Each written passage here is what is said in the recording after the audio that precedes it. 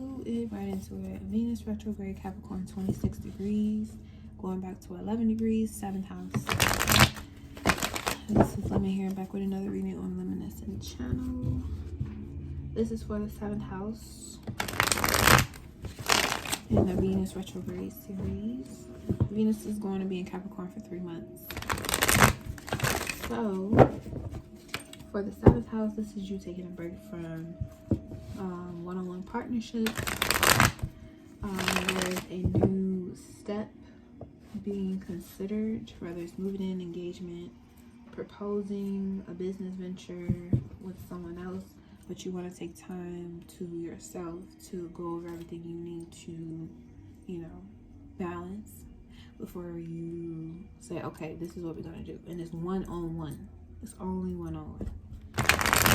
Not allowing your environment to cloud your judgment, but allowing different points of view, because you can use those different points of view to build the one thing.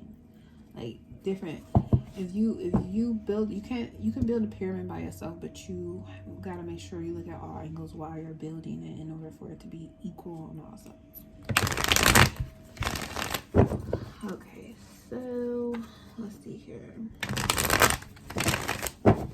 7th house, Venus likes being in the 7th house. Is home, and it does square with Libra, but Capricorn and Libra can agree on something, and that's being right. That's all I gotta say about being right. Saturn wants to be right because it is power. Libra has the ability to be right because it just can see where the right thing is, and then they come together and create like a power structure. Okay, so 7th house, we got Page of Cups, offer, rejected, Knight of Swords. Oh snap. It was like, nah, that's all you got to offer? Nah, I want more. Well, that's all you got to give me? Nah, I want something else. Don't settle for less. 7th house Venus. Ooh, in the Death card at the bottom. Scorpio. This may have to do with you sharing money with somebody, and definitely a business venture, or just one-on-one partnership. You're having a conversation about money and how it should be spent, or whether you should have a separate account or joint account. And it's like, you know what? Before, when I had bank accounts, this is how I had it. This is how it made me feel comfortable. But now I got to share with this part of my life with someone, and I just want to make sure it's right. Because, I ain't got time for no BS. Or maybe you already invested in this money with someone and it's not going the way that you wanted to. It could even be like crypto or a separate business, land, whatever you invested your money into, that between you and this other thing was supposed to work out, but you don't see it going very well, so now you're reconsidering because of how you feel. 4 of Cups. It's like everything is going good, it's just going real slow, and you're like, what? You said I would have this amount. Page of Cups. Ooh. Hierophants.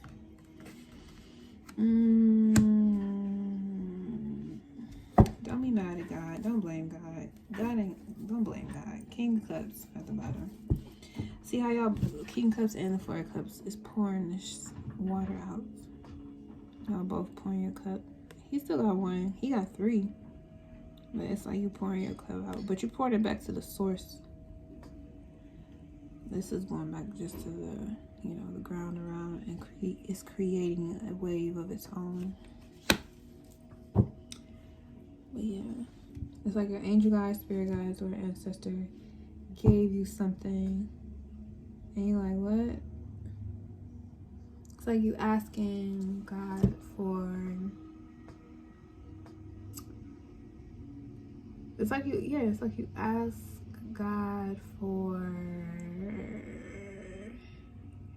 God to help you find the most beautiful painting you ever seen in your life so you can hang it up in your house, right? And then you get a tip to go, or you feel guided to go to this art gallery or this museum, and you end up finding a painting or a picture or something that you just fell in love with, that you would love to have in your house, but you can't take it. And it's like, well, why would I see this, or why would this be put into me if I wasn't able to do it? It's like, obviously you going there and you seeing it is telling you that you have the ability to manifest it. So why would you get an attitude about what you can't control, Capricorn? But with the Knight of Swords, it's like the situation is asking you to be more specific about what it is you want to manifest. What type of painting do you want? What type of colors do you want? What do you want it to look like? What type of painter, or who is the painter, picture that you want to hang in your house? Do you want it to be on this specific wall? Like, you have to be more detailed about what it is you're asking for. Otherwise, you're going to get remnants of what you want, but it's not going to be the exact thing. You have to be more specific about what you ask. The spirit word for 4 cups, because this is like you being dissatisfied. Yeah, you got the Death and the Emperor. You were trying to take matters into your own hands and control the situation, but it has to be holy. You can't make an agreement with God that you're going to love somebody, or you're going to commit to this for the rest of your life, and then soon as something said or done that you don't like, you just want to pour everything away and just start over. Like, so take your time, get your clarity in your space. Yeah, you didn't like that. It's okay to not like everything that somebody does or says. It's natural, but don't throw the baby out with the bathwater. That's all I'm saying. Knight of Swords. Ace. You got an ace. So eventually a conversation is gonna have to take place where you have to tell somebody the truth. Like, you know what, I really don't like that. So it is the after, so it's healing. So this could have already had taken place where something was said that created a we'll see his face. Like, oh snap, I didn't mean for that to happen. Like, dang, like you were guided to say or do something for a reason, and you thought it was a mistake or something you should have did, but it exposed both of you in a way that hasn't been exposed before, so that the relationship can be transformed. You can see things in a new angle. They can see things in a new angle. And now 3 of Swords, you get to heal from the distance. Eventually that person or you will call and start over. You know, Ace of Swords again. You know, you might have a conversation before you actually meet up, but I'm just saying, you have an idea about how you want stuff to be, and they're like, nah, I actually want to like this, and you're like, what? Now I gotta rethink this whole relationship. And it's like, yeah, you can rethink the whole relationship, but you really be thinking how you feel about them and your life moving forward. Like, you gotta think about what's gonna work for you, if you can endure that or not. And that does require time apart. That person may not want you to leave, but if you got the opportunity to separate so you can percolate, you should follow that. Okay? Divine has a message for you. You may have to be alone in order to get it. Somebody wants you to hang out, and you're like, well, I know I said I wanted to go, but I just got this feeling that I need to be alone. And you're like, what? Why didn't you tell me? Like, I mean, I could have told you, I'm telling you now, but you know, that conversation has to happen. Like, you know what? I went and I did something by myself, even though I said I would do it this way. I felt called to do it this way instead. You know, I apologize how that may have came across to you. No hard feelings. That's not what I'm trying to do. But I got a divine message in this event that I have to share with you. Weasel. Be silent, pay attention, and simply observe with your eyes, ears, and physical feelings what is happening inside and all around you. Exactly. Spirit is trying, your ancestor, your higher guidance is trying to give you something, but if you're constantly around other people or all the time. Or you constantly engage with someone else all the time. You have no individual space and time to consider your own thoughts and feelings. It can feel like that person is trying to dominate or control your emotions, and therefore you want to let that person know, like, hey, I need time apart, or I need time away.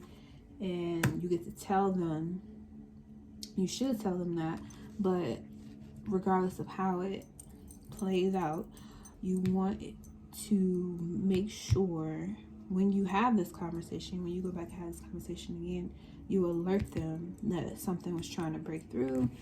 And what happened, like, you'll end up, you know, they might be the person that needs to hear something, or maybe reverse, where that person, like, you know what, I need to think about something, and they go off, and you're like, but I thought, yeah, okay, get on that time and space to be alone and figure out some stuff, and then they'll come back, because you're going to have a conversation again. That person is going to call, and they is going to tell you, like, something new just happened, and pay attention to your intuition, what it's telling you, because it's going to tell you the right thing.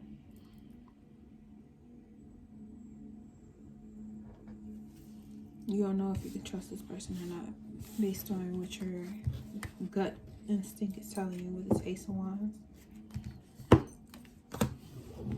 Or maybe this person trying to figure you out and see what you're up to, and if you want to move forward, they're going to be way more attentive to what you say, how you respond to things. But I mean, that's okay. So everything is, it's not okay, but it's just okay. So if you are considering taking a break from doing something so you can discover another part of yourself and get acclimated with that, that's okay. You know, learning something new and creating a bridge between you and another part of yourself actually allows you to have better relationships with people all the way around, not just one-on-one romantic relationships, but you still have platonic relationships, you still have business relationships, you still have family relationships, you still have relationships with strangers. Like, you cannot just stay stuck in one-on-one with one person and you never talk to anybody else in the world. Like, that's literally impossible. And you can't be in a relationship with someone who tries to block you from talking to people that you feel guided to talk to, you know. And I'm not talking from a desirous, lustful nature. I'm talking about, like, I feel like I need to let this person know they, you know, everything gonna be okay. I feel like I need to, you know, somebody called me and I feel like I need to answer. Take that phone call. I feel like, you know, let God guide you. Okay? That's all I'm saying. Let God guide you. Alright, and that is the 7th house Venus and Capricorn reading. Thank you so much for tuning in. Peace.